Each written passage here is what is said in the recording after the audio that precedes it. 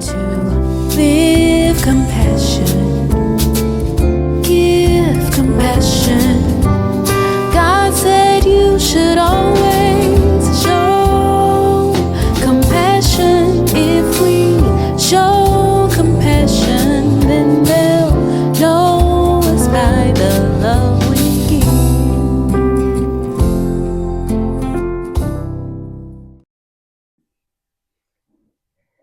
Hello, everyone, and welcome to Real Life, Real Compassion.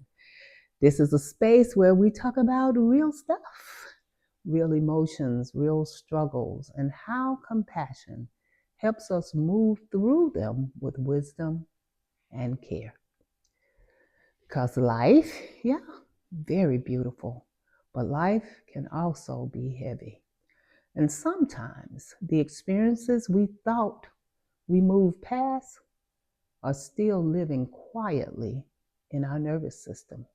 So today, I want to talk about something many people experience but don't always understand. Trauma responses, why they happen, what's going on in the brain, and how compassion can help us begin responding differently. And to explore that, I want to share a moment from my time working as a hospital chaplain. I remember sitting with a woman in the hospital room one afternoon, and she had just received some difficult medical news, and you could see on her face that her nervous system was completely overwhelmed. I could see it in her biological response. Her breathing was fast. Her shoulders were tensed. Her hands were shaking. And she kept saying something that I hear many people say in moments like that. She was just, observing and saying, I don't know why I'm reacting like this. So instead of immediately trying to talk through everything, we started with something very simple. I asked her if she would be willing to try a short settling practice with me. Nothing complicated, just, placing one hand over the heart, taking a slow breath, and allowing the body to soften and to arrive fully, just a little bit. We sat there quietly for a moment, breathing slowly, allowing the nervous system to begin to settle. And after a few minutes, I noticed that her shoulders began to drop, her breathing slowed, and even the atmosphere, the room just felt different. Once her body had settled a little, we began to talk about what might have been happening that she was saying she didn't understand, what was really going on in her nervous system. And as our conversation unfolded, she shared something that helped explain the depth of what she was feeling. She said that about 10 years earlier, her mother had received a cancer diagnosis. She'd walked closely with her mother through this entire journey. The appointments, you know how that is. If you've ever cared for someone, going to the treatments, the uncertainty, and eventually it resulted in the loss of her mother. She passed away after that battle with cancer. And while the years had moved forward, that season of life had left a deep imprint in this lady's nervous system.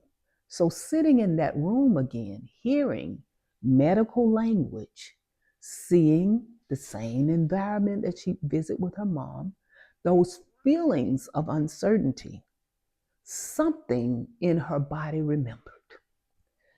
Not consciously, but psychologically, her nervous system had recognized something familiar.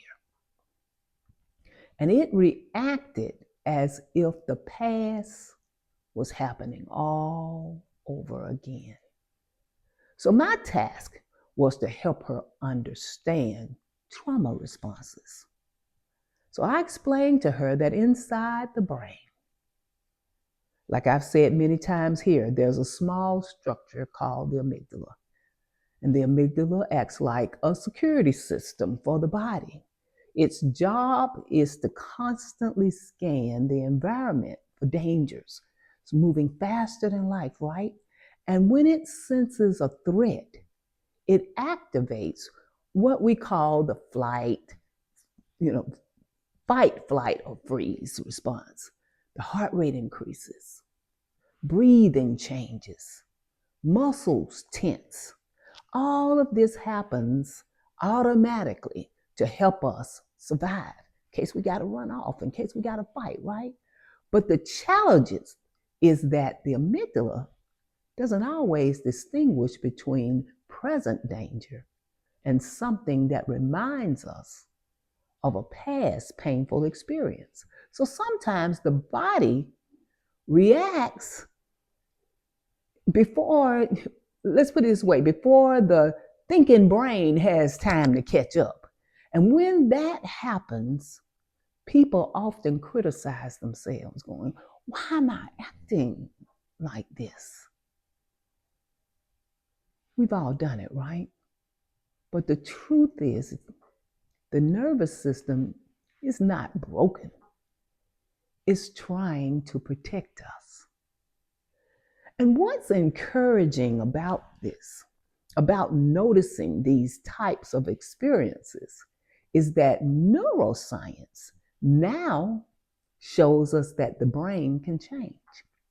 We may be experiencing that stuff, but this understanding is actually called the neuroplasticity of the brain.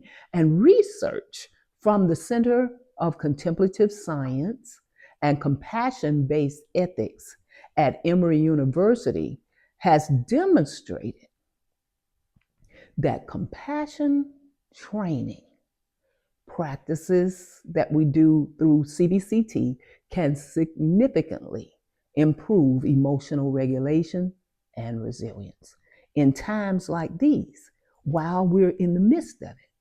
Studies from neuroscientists like Richard J. Davidson at the University of Wisconsin has shown that compassion meditations actually activate regions in the brain associated with empathy and with emotional regulation.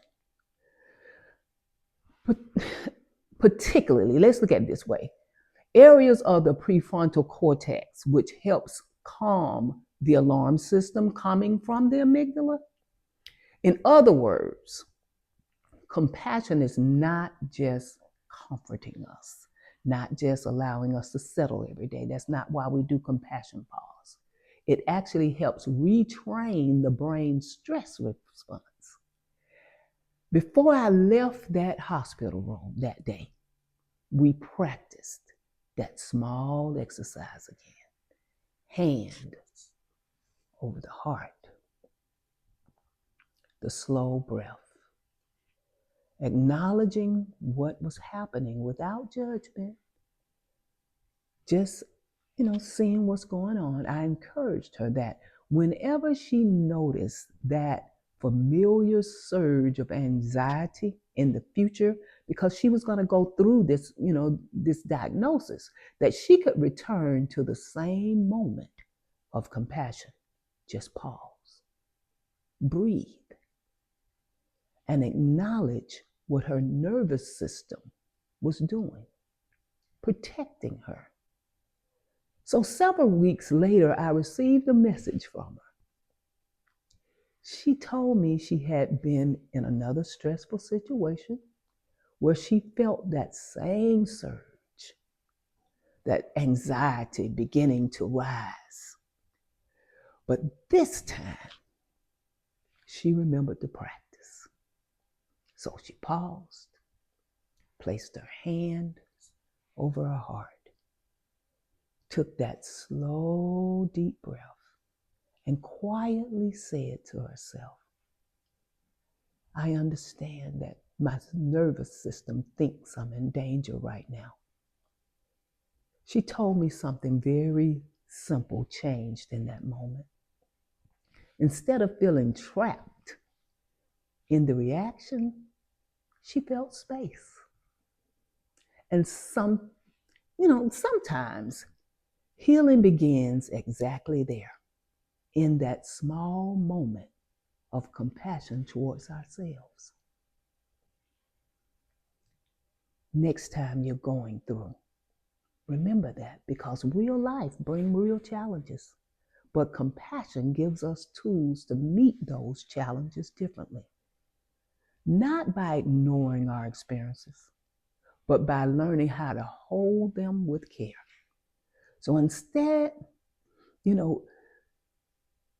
holding that, if you're interested in learning more about these practices, you can always visit us at the CompassionCenterofGeorgia.org. So wherever you are today, remember this. Your nervous system has been trying to protect you, and compassion can help it learn that safety is possible again.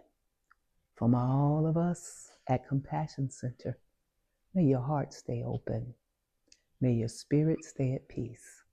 And may you live each day as a vessel of love, fully alive, fully free.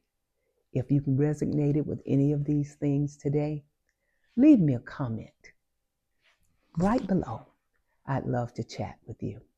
Until then, see you next time. You've got to